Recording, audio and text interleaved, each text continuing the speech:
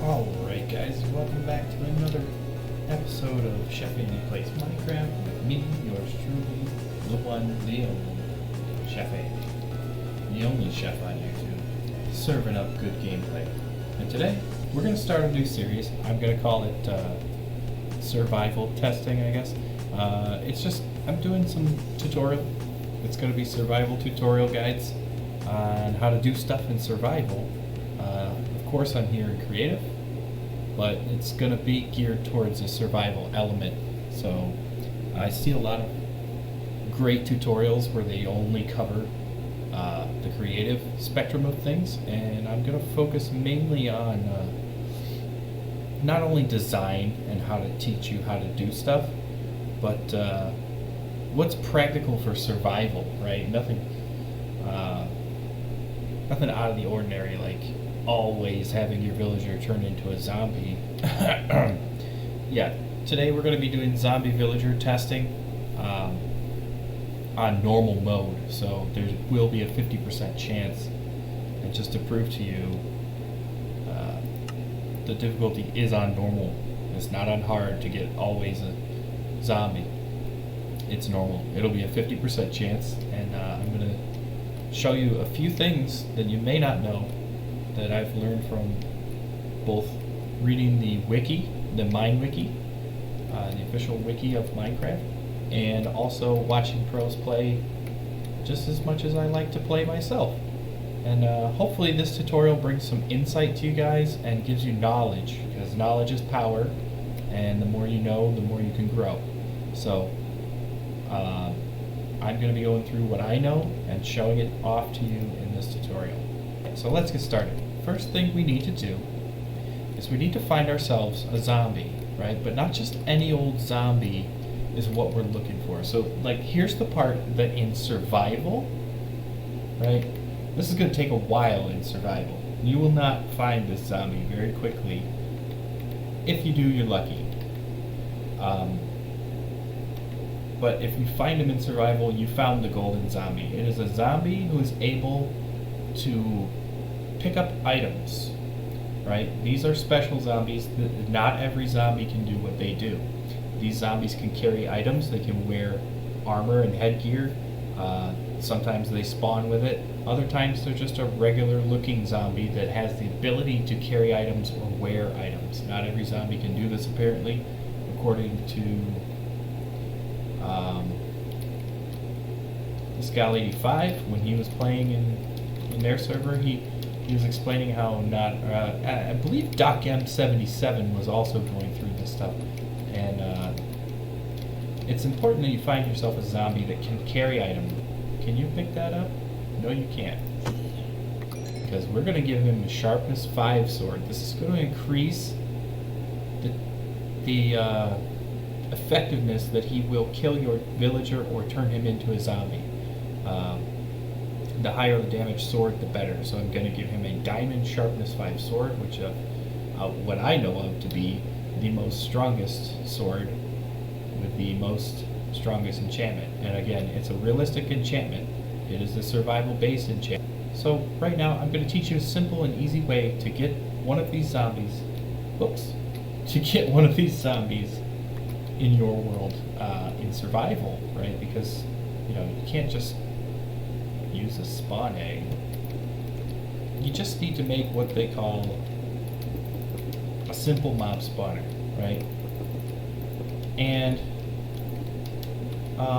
my advice is to not make it 4 wide, make it 5 wide, right? For the simple fact that, okay, so you want it to be 2 blocks tall, right? And I think 5 wide's pretty good, because here's why. You don't want spiders spawning. Mobs like spiders. This is the amount of area a spider needs, and they can spawn in a 1 block tall area, right? So underneath this carpet, if it was all air blocks under the carpet, that is the area that a spider could spawn in. So once you got your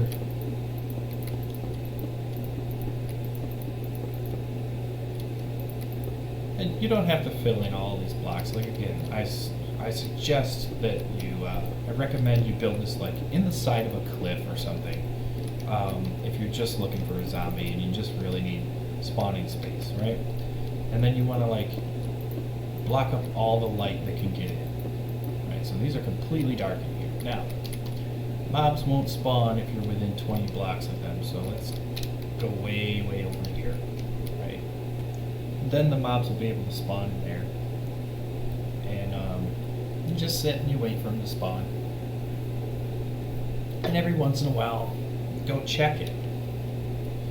And you just check for your mobs, and if you find a zombie, you check and see if you can pick up an item. You can throw them a block, you can throw them some dirt, throw them an item you don't care about. I might throw them some rotting flesh, right? Because you don't want to throw him your good sword and then have to go get it in all the mobs if he can't even pick it up or whatever. So you want to do a test item, a junk item, throw a piece of kelp or something, whatever. Just test and see if your zombies can pick up items, and if they can, then what you're going to want to do is you're going to want to break the block, right?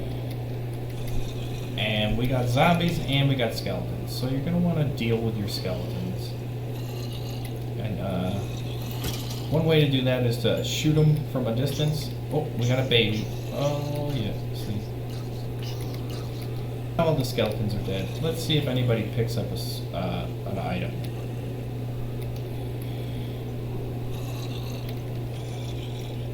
Alright, let's see if you guys can pick anything up.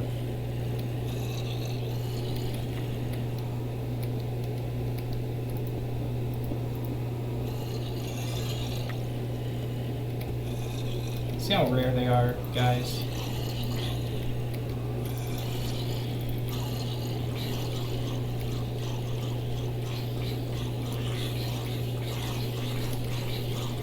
Wow, what's up with their AI? They should not be walking around out here.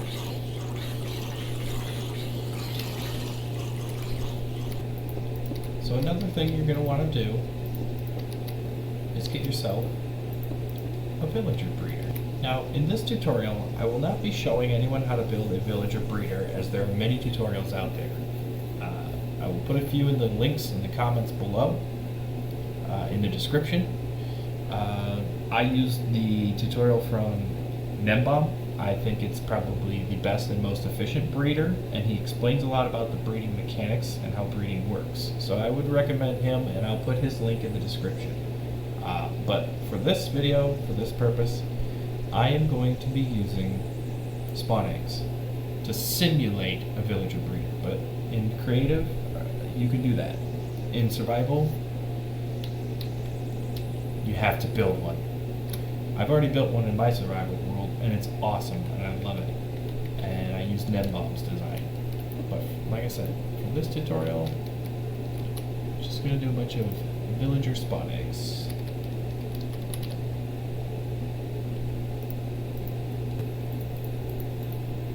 Get in the hole.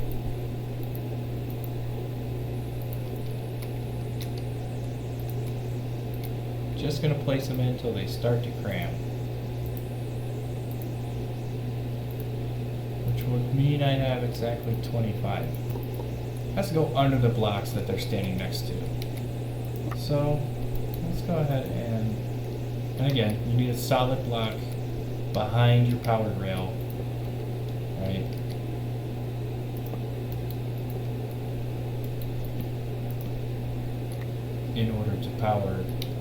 In order to push the cart. Like, you could put the button right on the dispenser if you wanted to, and it would power it. Yeah, see, I grabbed one. If these are glass blocks, they won't take damage, and I'll show you that. So,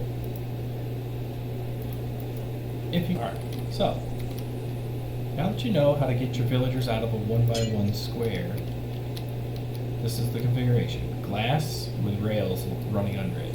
Open corner, curve. That is how you always get a villager every single time.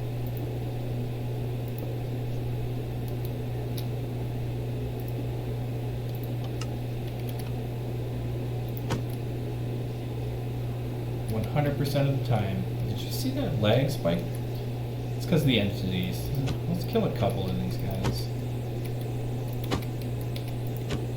Alright, so there's your villager. What I like to call a villager loader or a villager export module, right? So when you do your breeder, you want to put them all in a 1x1, store them under glass like this, and build your little extraction contraption, right? So you can get your villagers out and on a track. Best way to deal with villagers is to move them on minecarts, because then they don't have a little mind of their own. Alright, we're in survival. These guys should want to bite us now.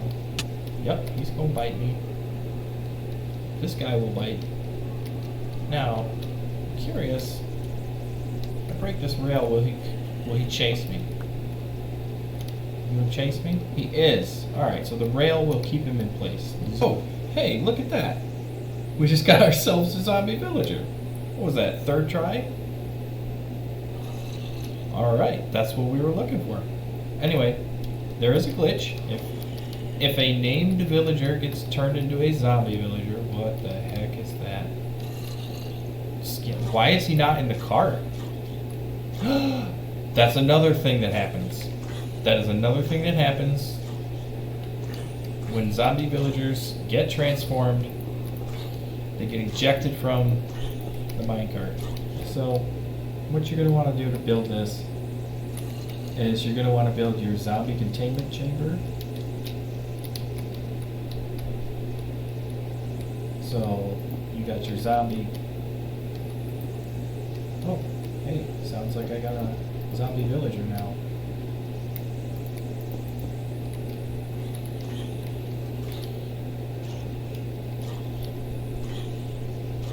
How'd that guy be? Oh, I left the power on. That's why he got over there. Rest in peace, zombie villager. Yes, do not leave that lever on. Maybe a good idea to keep that closed too, just in case you do leave that lever on. They'll just be sitting up there on a block of stone. Well, you saw it here, folks. That was my own stupidity. Anyway, so let's start baking another one, shall we? So you get your spot for your zombie, and you come out 2 blocks from there. Put yourself a redstone on that block.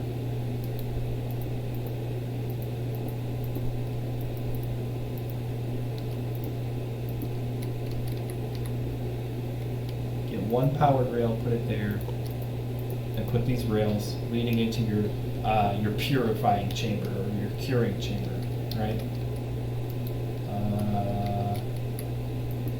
You want a solid block behind this rail so that when he does turn into a zombie villager, it detects him, right? So you want the solid block there so that when he gets detected, this pushes him that way, because the minecart will not activate on a powered rail and push unless it's against a solid block. It can't be a transparent, it has to be solid, right? So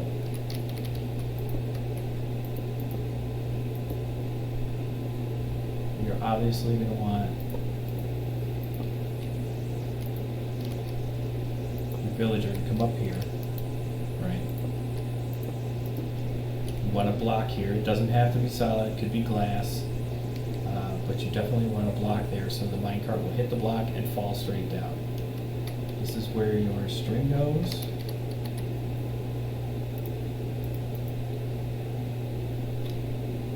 String goes in that block because it's the 3rd block above, right?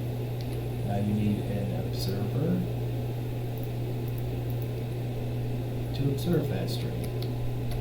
And you need a sticky piston and a redstone block to act as an automatic T flip-flop for when the villager becomes detected. Oh, and you're going to want a solid block 2 block spaces above this rail so it doesn't suffocate your villager as he passes through it, right? But you need solid block above so when he transforms he doesn't start to catch on fire.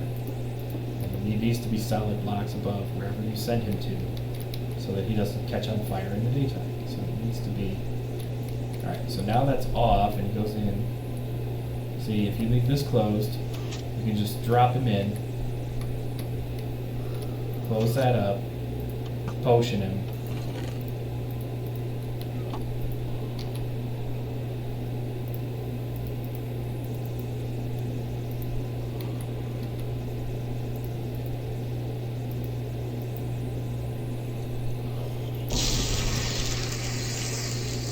Give him a golden apple. Nope.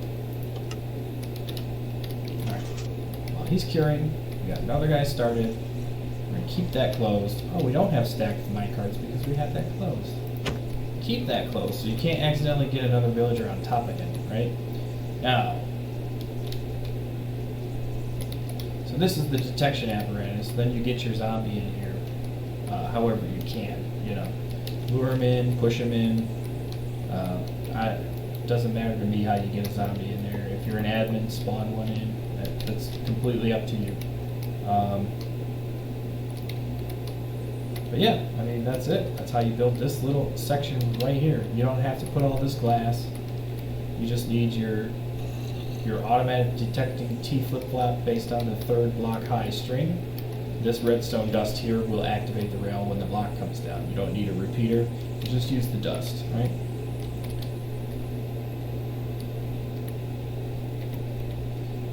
But yeah, that's it for me, guys.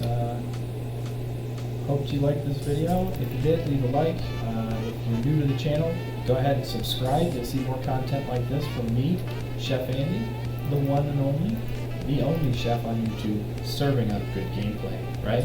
So anyway, bye-bye. Schlitz bites!